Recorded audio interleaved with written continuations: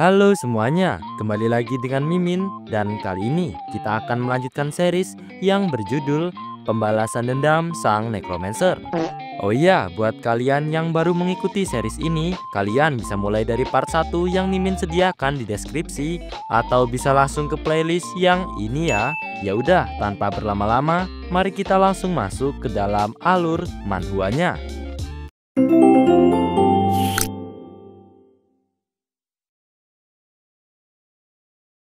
Cerita kali ini dilanjutkan dengan diperlihatkannya Donas yang baru saja berhasil membelah lengan Jinsuk menggunakan pedang miliknya. Seraya mengatakan kalau bukankah sudah ia bilang ia akan membuat Jinsuk menyesal karena Jinsuk dan gengnya memang pantas mendapatkan semua ini. Bahkan para rekan-rekannya mungkin saja sekarang sudah mati di sana. Di sisi lain, nampak Hamiel tengah menggunakan kekuatan holy energinya yang cukup dahsyat kepada Haryu dan juga yang lainnya, hingga membuat mereka semua langsung berteriak dan terpental ke belakang. Namun setelah menyerang Haryu dan teman-temannya, terdengar Hamiel mengumpat sejenak, merasa sedikit kesal lalu mempertanyakan jika apakah mereka semua sudah pingsan. Kemudian sembari berjalan mendekati Vulkan yang kini telah terluka cukup parah akibat serangannya, Hamiel pun juga kembali mengatakan kepada Haryu jika teman-teman hantunya itu memang cukup kuat, tetapi pada akhirnya mereka tetap hanyalah seorang Undead. Dan satu-satunya yang tersisa saat ini adalah gadis kecil Oni, yaitu Haryu sendiri. Lalu nampak Haryu kini tengah berada di keadaan yang bisa dikatakan cukup memprihatinkan karena terkena serangan dari Hamiel tadi. Namun setelahnya terlihat Haryu menatap Hamiel tajam penuh dengan rasa dendam yang masih belum bisa ia balaskan. Melihat Haryu masih bisa bertahan, Hamiel sendiri pun lantas mengatakan jika sepertinya ia memang harus mengeluarkan seluruh kemampuannya. Namun di sisi lain, Haryu sendiri berpikir kalau orang yang telah membakar desa Oni telah berada tepat di hadapannya. Mengingat hal yang sangat menyakitkan itu tentu saja membuat Haryu langsung tersadar kemudian membuka matanya lebar-lebar. Setelah itu nampak Haryu menancapkan pedang peninggalan para Oni ke tanah di hadapannya sebagai penopang agar tubuhnya dapat bangkit kembali. Kemudian Haryu pun juga terdengar mengucapkan banyak terima kasih kepada Hamiel karena selama ini ia telah melatih dirinya secara terus-menerus untuk hari ini. Lalu sembari menggenggam pedang itu erat-erat, Haryu pun juga kembali mengatakan kalau ia adalah pedang dari Oni terakhir dan ia akan membunuh Hamiel untuk membalaskan dendam.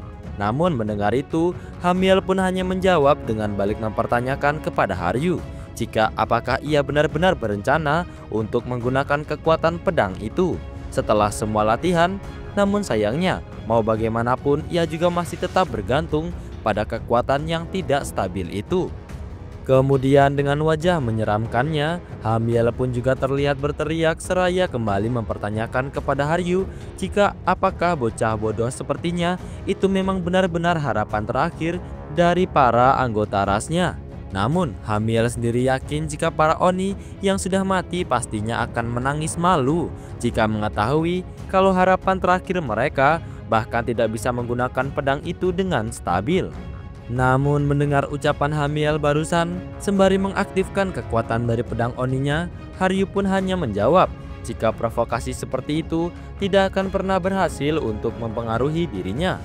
Kemudian nampak Haryu langsung membuka case dari pedang itu hingga memancarkan energi yang begitu kuat. Lalu sembari menatap Hamiel penuh dengan kebencian yang mendalam, Haryu pun juga terlihat langsung mengerahkan kekuatan dari pedangnya yang dahsyat itu kepada Hamiel. Melihat semangat Haryu yang begitu membara untuk membunuhnya, sembari sedikit tertawa, Hamiel pun lantas mengatakan kalau Haryu itu ternyata memang pantas dipanggil Oni. Namun di tengah basa-basinya itu nampak Haryu tiba-tiba saja melompat dan muncul dari belakang Hamiel seraya mengatakan kalau sekarang ia tengah bertarung dengan kekuatan penuh. Mendengar itu sendiri tentu saja membuat Hamiel merasa begitu terkejut. Pasalnya bagaimana bisa Haryu menggunakan kekuatan dari pedang itu sembari tetap mempertahankan kesadarannya. Lalu di detik selanjutnya, nampak Haryu sudah berada tepat di hadapan Hamiel dan langsung menghempaskan pedang miliknya yang penuh dengan kekuatan kepada wanita itu hingga menyebabkan cairan merah langsung keluar deras dari dalam tubuhnya. Di sisi lain, kembali lagi kepada pertarungan antara Jinsuk dan juga Donas. Nampak sudah ada banyak sekali bangunan-bangunan di sekitar mereka yang kini telah terbelah akibat dari serangan Donas. Melihat kejadian itu sendiri, seorang pria yang berada tepat di bawahnya pun lantas mengatakan kalau bangunannya telah terbelah di saat yang bersamaan. Seorang pria lainnya pun juga terdengar mempertanyakan kalau kira-kira siapakah yang sebenarnya sedang bertarung di atas sana, atau apakah salah satu dari anggota For Great Species telah muncul. Kemudian terlihat Jinsuk masih terus berusaha untuk kabur menghindari serangan dari Donas. Namun tetap saja Donas terus mengejarnya dari belakang seraya tertawa dengan begitu keras dan mempertanyakan jika kira-kira berapa lama lagikah Jinsuk akan terus berlari. Selain itu, siapa sangka jika Deathstar yang telah bangkit lagi akan berlarian seperti itu. Dan karena ia telah kehilangan satu lengannya, makanya ia tidak bisa menggunakan kemampuan transformation yang berharga itu. Setelahnya sembari sedikit menoleh ke belakang, terdengar Jinsuk mempertanyakan kepada Donas kalau bagaimana bisa ia memiliki kekuatan demonic energi. Mendengar pertanyaan Jinsuk barusan, sembari mengarahkan pedangnya kepada pria itu, Donas pun lantas menjawab jika kekuatan For Great Species itu bukanlah hanya milik Jinsuk seorang. Setelahnya, Donas pun langsung mengerahkan serangannya secara bertubi-tubi hingga membuat bangunan-bangunan di sekitar kota itu kembali hancur dan membuat kubangan yang begitu besar di tengah-tengahnya. Namun setelah itu terlihat Jinsuk berpindah tempat ke depan sebuah gedung dan melihat kekuatan Donas yang begitu mengerikan. Sembari memegangi sebelah lengannya yang sudah hilang, Jinsuk sendiri pun terdengar mengumpat sejenak seraya berpikir kalau demonic energinya Donas. Ia yakin kalau Donas telah mendapatkannya dari ras demon keberhasilan karena telah membunuhnya. Dan pasti menyenangkan kalau Donas mengibas-ngibaskan ekornya seperti anjing setia lalu memohon sisa-sisa makanan. Maka dari itu Jinsuk pastikan ia tidak akan pernah tunduk kepada kekuatan murahan seperti itu. Tetapi setelahnya nampak kekuatan seperti laser yang tidak lain tidak bukan berasal dari Donas kembali muncul dan lagi-lagi mengenai tubuh Jinsuk, bahkan sampai membuat bangunan di belakangnya kembali meledak hancur menjadi dua bagian, membuat tubuh Jinsuk pun langsung terpental ke belakang. Kemudian di saat yang bersamaan nampak sesuatu tiba-tiba saja menghantam leher bagian belakang Jinsuk, membuat pria itu tentu saja langsung merasa begitu terkejut. Dan ternyata itu adalah Donas yang kini telah berhasil mencekram lehernya dengan begitu kuat, lalu mendorongnya ke bawah seraya mengatakan kalau sekarang Jinsuk bukanlah tandingannya lagi karena ia telah mendapatkan swordmanship terbaik dan demonic energi, jadi ia tidak akan dapat terkalahkan. Setelahnya nampak Donas langsung melemparkan tubuh Jinsuk dengan sangat kuat ke tanah yang membuat Jinsuk lagi-lagi hanya bisa mendesis kesakitan. Kemudian terlihat Donas langsung mengangkat pedangnya tinggi-tinggi seraya mengerahkannya ke tubuh Jinsuk, lalu kembali mengatakan kalau ini adalah akhir dari perjalanannya. Namun mendengar perkataan Donas barusan tentu saja membuat mata Jinsuk langsung membulat sempurna. Dan tanpa basa-basi Donas pun nampak langsung menghunuskan pedangnya itu ke tubuh Jinsuk hingga membuat pria itu langsung mengeluarkan cairan merah segar dari dalam mulutnya. Bahkan saking kuatnya tusukan pedang itu sampai-sampai membuat tanah di sekitar mereka jadi retak lalu sedikit amblas ke dalam. Setelah itu terdengar Donas tertawa dengan begitu bahagia seraya mengatakan kalau ia telah berhasil mengalahkan Jinsuk. Sungguh akhirnya ia telah melampauinya, yaitu Cha Jinsu. Kemudian sembari menyombongkan dirinya, Donas pun juga kembali mengatakan kalau orang yang telah berhasil mengalahkan Deathstar adalah dirinya, yaitu Sword Science Donas Taylor. Namun di tengah-tengah kegembiraannya itu, terdengar Jinsuk tiba-tiba saja mempertanyakan kepadanya jika apakah sungguh hanya itu saja kemampuannya. Mendengar hal itu sendiri tentu saja langsung membuat Donas berubah ekspresinya menjadi begitu terkejut. Lalu nampak Jinsuk yang masih tergeletak di atas tanah perlahan mulai mencabut pedang milik Donas yang tertancap di perutnya seraya mengatakan kalau sudah 10 tahun. bahkan 10 tahun penuh, tetapi ternyata hanya ini saja yang bisa Donas tunjukkan. Bahkan setelah menjadi anjing setia dari 4 Great Species. Sungguh sangat menyedihkan. Melihat Jin-Suk masih bisa bertahan tentu saja membuat Donas lagi-lagi merasa begitu terkejut. Kemudian berpikir kalau ia padahal sudah menusukkan pedangnya itu kepada Jin-Suk dengan menggunakan demonic energy. Tetapi kenapa Jin-Suk malah belum juga mati? Di saat yang bersamaan, Donas pun juga terdengar langsung mempertanyakan kebingungannya itu kepada Jin-Suk. Jika sebenarnya trik apakah yang telah ia gunakan sampai-sampai ia belum juga mati. Mendengar pertanyaan barusan sembari terbang ke atas dan menggunakan kemampuannya, Jin-Suk pun langsung menjawab jika ia tidaklah sama seperti Donas, karena jika ada sesuatu yang ia inginkan maka ia akan melahapnya sendiri. Kemudian Jin-Suk pun juga langsung menggunakan kemampuan bernama One Sanctify yang dapat mengubah demonic energy dan holy energy menjadi one power dan mengubah semua one power menjadi holy energy. Di saat yang bersamaan nampak cahaya dari holy energy terus turun dan menyelimuti tubuh Jin-Suk dari atas ke bawah, yang tentu saja membuat Donas lagi-lagi jadi bertanya-tanya jika sebenarnya apa-apaankah ini semua. Setelah itu nampak Jin-Suk telah berubah penampilan seperti para pengguna holy energy pada umumnya, dengan cincin kuning khas di atas kepala dan juga cahaya dari holy energy yang terus mengelilinginya. Bahkan lengannya yang semula terputus pun kini telah pulih kembali.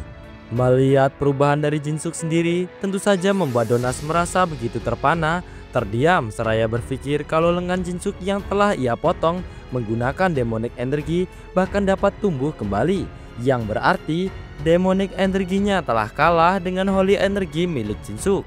Jin-Suk itu memang selalu melampaui ekspektasi mereka semua, atau lebih tepatnya ekspektasinya juga, karena Jin-Suk selalu mencapai level baru secara terus-menerus, dan itulah yang juga selalu membuat Donas merasa kesal.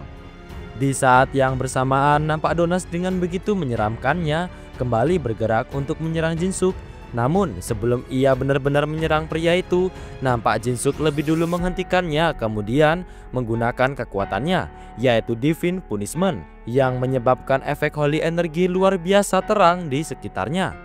Melihat kekuatan itu sendiri tentu saja membuat Donas langsung berubah ekspresinya menjadi begitu ketakutan, dan segera setelahnya nampak Divine Punishment itu jadi semakin membesar, kemudian meledak hingga menyebabkan bangunan-bangunan di sekitarnya menjadi hancur rata dengan tanah.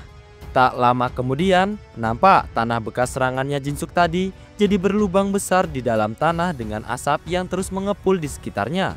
Lalu terlihat di dalam lubang itu ada pedang milik Donas yang masih tertancap sempurna. Sedangkan di bawah pedang itu sendiri ada tubuh Donas yang kini sudah terbelah menjadi dua bagian akibat serangan Divine Punishment dari Jin-Suk tadi. Kemudian terlihat pula Jin-Suk berjalan mendekati Donas yang kini tentu saja sudah tidak bisa berbuat apa-apa akibat tubuhnya yang telah terbelah menjadi dua bagian dengan kondisi sudah berubah ke tubuh yang semula. Lalu saat sudah berada tepat di hadapan Donas, nampak Jin-Suk memperhatikan pria itu sejenak lalu mengatakan jika 10 tahun lalu Donas adalah orang terkuat yang ada di Nine Star dalam hal kekuatan murni. Semua orang memang mempunyai kartu asnya masing-masing, jadi hasilnya tidak pasti sampai akhir. Tetapi bagi Jin-Suk, Donas tetaplah jadi yang terkuat. Mendengar itu dengan sisa-sisa tenaga yang ada, Donas pun nampak menoleh ke arah Jin-Suk seraya berusaha untuk mengangkat tangannya. Dan dengan terbata-bata, ia pun juga mengatakan kepada Jin-Suk jika ia selalu mencoba untuk melampauinya. Namun mendengar ucapan Donas barusan sembari melepas topeng yang selama ini telah ia gunakan untuk menutupi wajahnya, Jin-Suk pun langsung menjawab kalau Donas itu memang selalu bergantung kepada kekuatan yang ia dapatkan dari suku demon dan bukan dari kekuatannya sendiri. Itulah yang membuatnya sombong dan itu jugalah yang telah membuatnya jatuh. Namun seandainya saja ia menghabiskan 10 tahun penuh untuk mengasah pedangnya sendiri, maka sudah pasti Jin-Suk akan kalah dari dirinya hari ini. Mendengar kenyataan pahit itu sendiri tentu saja membuat Donas merasa begitu kecewa. Kemudian nampak mata dari pria itu perlahan mulai sayup sembari memanggil nama Jin-Suk lirih, dan pada akhirnya ia pun benar-benar meninggal dunia. Melihat itu, Jinsuk pun sempat terdiam sejenak, hingga tepat setelahnya nampak ia mengalami batuk berdarah dan membuat ia kehilangan cukup keseimbangannya. Kemudian sembari mendesis kesakitan dan menyentuh dadanya yang kini terasa cukup nyeri, Jinsuk pun juga berpikir kalau ia telah menggunakan One Power 2 kali secara berurutan. Efeknya jadi terlalu kuat seperti ini, dan jika ia memang ingin bebas menggunakan One Power, maka ia harus menjadi lebih kuat. Namun sebelum itu, terlihat arwah Donas yang baru saja keluar dari tubuhnya dan mencoba untuk kabur, namun sayangnya langsung ditahan oleh Jinsuk. Lalu setelah itu, Jinsuk pun juga terdengar mempertanyakan kepada Donas jika apakah ia pikir ia akan mati dengan semudah itu. Kemudian sembari menjulurkan sedikit lidahnya seakan-akan tidak sabar untuk melahap arwah itu, Jinsuk pun juga terdengar kembali mengatakan kepada Donas jika mari mereka menyelesaikan ini dengan cepat karena bagaimanapun rekan-rekannya sudah menunggunya di sana. Di sisi lain, di atas sebuah bukit, nampak Haryu masih terus-menerus menyerang Hamiel menggunakan pedang miliknya dengan begitu brutal. Bahkan saking cepatnya pergerakan dari Haryu sampai-sampai membuat Hamiel sudah tidak bisa untuk menghindarinya lagi. Di saat seperti itu dengan kondisi sangat tertekan, Hamiel pun juga berpikir kalau healingnya bahkan tidak bisa untuk mengimbangi serangannya Haryu karena kecepatannya sangat luar biasa gila. Setelah itu, nampak dengan begitu lincah Haryu melompat ke atas tubuh Hamiel lalu menggunakan kekuatan Battle Foresight hingga membuat kedua bola matanya memancarkan cahaya pink keunguan khas ras Dokaibi. Kemudian dengan begitu cepat, Haryu pun juga terlihat langsung mencekik leher Hamiel sembari mengerahkan pedangnya kepada perempuan itu. Mendapat cekikan dari Haryu sendiri, tentu saja hanya bisa membuat Hamiel pasrah merasa begitu kesakitan. Namun di saat yang bersamaan melihat wajah Hamiel dari dekat seperti itu, Haryu sendiri pun lantas berpikir jika saat ini orang yang sudah membakar desanya telah berada tepat di hadapannya. Dan tanpa basa-basi, ia pun juga langsung menghantamkan tubuh Hamiel dengan begitu kuat ke tanah. Bahkan efek ledakannya nampak begitu dahsyat hingga membuat bangunan-bangunan di sekitarnya jadi ikut hancur. Kemudian terdengar Haryu kembali mempertanyakan kepada Hamiel jika apakah ia sadar di manakah sekarang ia berada. Itu adalah tanah yang telah ia injak-injak dengan keserakahannya yang menyedihkan. Kemudian dengan kemarahannya yang masih belum juga reda, Haryu pun langsung melanjutkan ucapannya dengan berteriak dan memberitahu Hamiel jika tempat itu sekarang adalah kampung halamannya dulu, yaitu kampung ras Dokaibi. Kemudian nampak masih dengan emosi yang membara, Haryu kembali bergerak untuk mendekati dan menyerang Hamiel yang kini tengah berusaha untuk bangkit kembali. Lalu tanpa basa-basi, Haryu pun juga langsung menghempaskan pedang miliknya yang begitu mengerikan kepada Hamiel. Namun beruntungnya wanita itu masih dapat menghindarinya dengan cara terbang ke belakang. Kemudian dengan kondisi tubuh yang sudah cukup terluka parah, Hamiel pun juga mengatakan jika seandainya ia tidak terkena penalti, maka orang seperti Haryu sudah pasti akan. Tetapi belum sempat ia menyelesaikan ucapannya, nampak dengan mata yang begitu menyala penuh dengan rasa dendam, Haryu pun langsung mengatakan kalau ini adalah akhir dari Hamiel. Namun melihat tatapan tajam dari Haryu sendiri, dengan begitu ketakutan Hamiel pun lantas berpikir kalau mata itu, jika dirinya terkena serangan dari Haryu, maka sudah dapat dipastikan ia akan binasa. Tetapi setelah itu sembari membuka matanya lebar-lebar, Hamiel pun jadi kembali berpikir jika kalah, ia kalah, sedangkan dia adalah anggota dari ras terkuat yang berada di tower itu. Ras terkuat yang ditakdirkan untuk menghancurkan setiap ras yang lebih rendah, dan sekali lagi ia tekankan, ia adalah anggota dari ras paling terkuat di tower ini. Maka akan sangat mustahil jika ia kalah dari bocah Oni rendahan seperti Haryu. Lalu terlihat Hamiel merasa begitu murka, kemudian berteriak dan mengatakan kepada Haryu jika tidak bisa ia biarkan Haryu menang darinya. Setelah itu, nampak ada banyak sekali sistem yang muncul memberi peringatan kepada Haryu jika kini terdeteksi ada lonjakan energi yang sangat kuat di sekitarnya. Dan di saat yang bersamaan, nampak Hamiel menggunakan kemampuannya yang bernama Descent hingga membuat tubuhnya dikelilingi oleh holy energi yang begitu kuat. Bahkan sampai-sampai membuat bebatuan di sekitarnya jadi ikut terbang mengelilinginya. Melihat kekuatan dari Hamiel sendiri, Haryu pun lantas mempertanyakan jika mungkinkah. Namun belum sempat Haryu menyelesaikan ucapannya, nampak dari atas langit tiba-tiba saja muncul petir kekuningan. Dan di saat yang bersamaan muncul pula panel yang memberitahu Hamiel jika First Sandalphon telah menerima panggilan darinya dan Traskenden dari tower telah turun dengan tubuh Hamiel sebagai wadahnya. Kemudian terlihat petir itu terus mengalir turun lalu masuk ke dalam tubuh Hamiel. Setelah itu terdengar Hamiel mengatakan kepada Haryu jika sebenarnya ia tidak ingin menggunakan hal ini, tetapi bagaimanapun harga dirinya telah menolak untuk kalah dari Haryu. Mendengar itu Haryu sendiri pun lantas berpikir bahwa ini memang sungguh kehadiran yang sangat kuat, dan jadi inikah yang dinamakan dengan Traskenden Tower. Namun bagaimanapun ia juga tidak boleh membiarkan Traskenden itu membuat kontak dengan Hamiel. Kemudian di saat yang bersamaan Haryu pun juga mempertanyakan kepada Hamiel jika apakah ia pikir dirinya akan membiarkan semua berjalan sesuai dengan keinginannya. Namun saat Haryu hendak kembali bergerak untuk menyerang Hamiel, nampak kekuatan dari pedangnya tiba-tiba saja terpecah menjadi beberapa bagian, yang tentu saja langsung membuatnya merasa begitu terkejut. Kemudian berpikir bahwa apa-apaankah semua ini, bagaimana bisa kekuatannya jadi seperti itu. Setelahnya nampak Traskenden yang dipanggil oleh Hamiel telah turun kemudian menatap Haryu dengan begitu tajam. Baiklah, segini dulu video pada hari ini. Terima kasih buat teman-teman yang selalu menonton video Mimin sampai akhir, dan Mimin minta maaf jika ada salah kata atau pengucapan dalam video. Mimin akhiri, sampai jumpa.